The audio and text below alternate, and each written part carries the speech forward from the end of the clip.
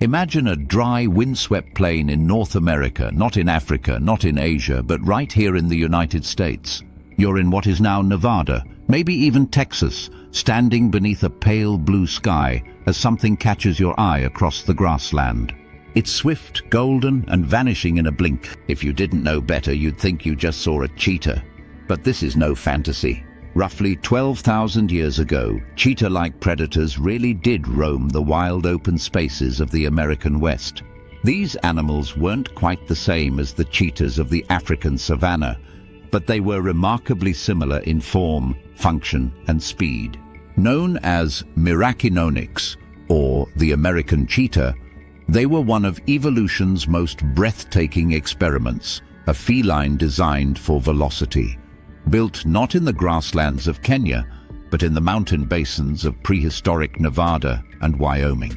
American cheetahs weren't direct ancestors of modern cheetahs, but they were an incredible example of convergent evolution, where unrelated species evolve similar traits to adapt to similar environments.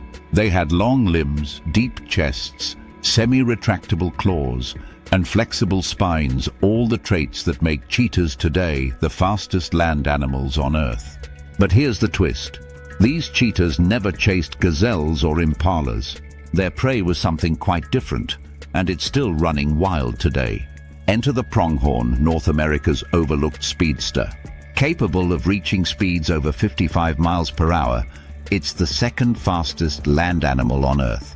But unlike in Africa, where cheetahs can still catch their prey, nothing in North America today can outrun a pronghorn. Coyotes don't stand a chance. Wolves can't keep up.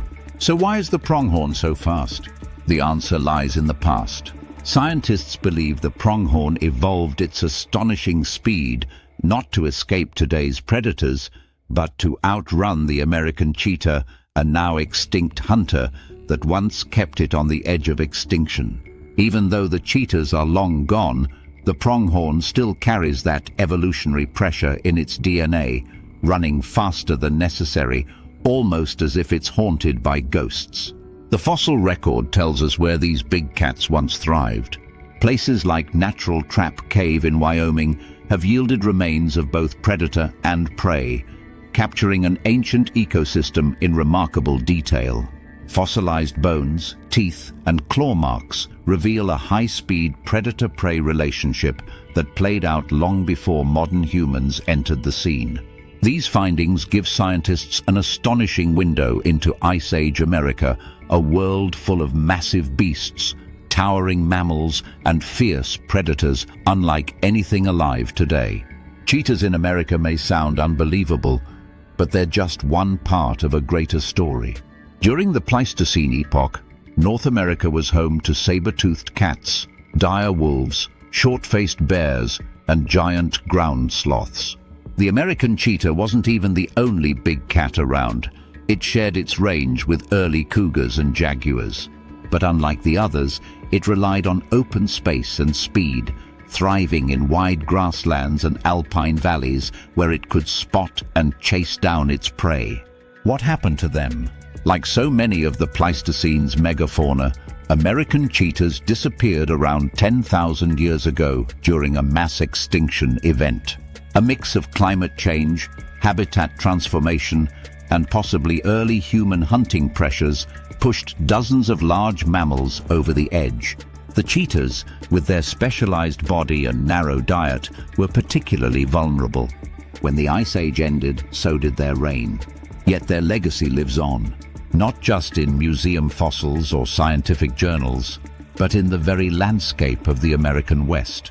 The pronghorn's speed is a living fossil, a direct link to the predator that no longer exists. Their war may be over, but the memory of it is etched into the biology of today's animals.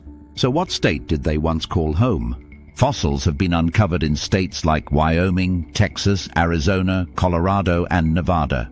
Nevada, in particular, with its vast sagebrush flats and sweeping desert basins, may have been a stronghold for the American cheetah.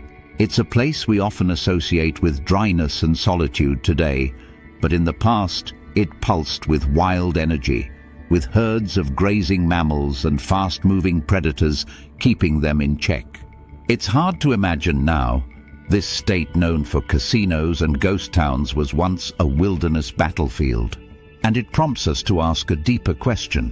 Could big cats ever return to these lands? That idea isn't as far-fetched as it sounds. Conservationists have long debated the idea of rewilding, reintroducing species into landscapes where similar animals once roamed.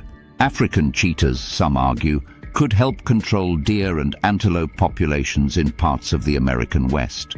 It would be a way to restore balance, revive lost roles in the ecosystem, and even honor the ghosts of species we've lost. But rewilding isn't simple. There are questions of habitat, competition, human-wildlife conflict, and ethical responsibility. Would introducing a foreign species create more harm than good? Could it adapt to a landscape that has changed so drastically in 10,000 years? These questions aren't easily answered, and for now the idea remains more theory than action. Still, the story of the American cheetah pushes us to rethink what native really means. It reminds us that nature is constantly shifting, and that the ecosystems we take for granted today are just the latest chapter in a long and complex book. Cheetahs weren't foreign invaders, they were part of the original cast of North America's drama. By following animals around the globe from the African plains to fossil beds in Utah, we begin to understand how evolution writes the same story in different places. Cheetahs in Africa, their cousins now extinct in America. Pronghorns still sprinting across the West as if the chase never ended. Even though we'll never see an American cheetah sprint across Nevada's basins again, its impact is still here. In the anatomy of modern animals, in the shape of old bones buried beneath our feet, and in the growing awareness that we live in a world where nature remembers far more than we realize. Perhaps most importantly, the tale of the American cheetah teaches us humility. It reminds us that extinction is real, that it can happen fast, and that even the fastest animal around can vanish in the blink of an eye. In preserving the species we still have, we honor those we've lost, and we protect the stories that nature has spent millions of years writing. So the next time you see a pronghorn bolt across a desert plain, or glimpse the golden shimmer of a cheetah on a nature documentary, remember this. Once, long ago, their paths may have crossed in a forgotten chapter of American history. And maybe, just maybe, that memory still echoes across the land waiting to be heard.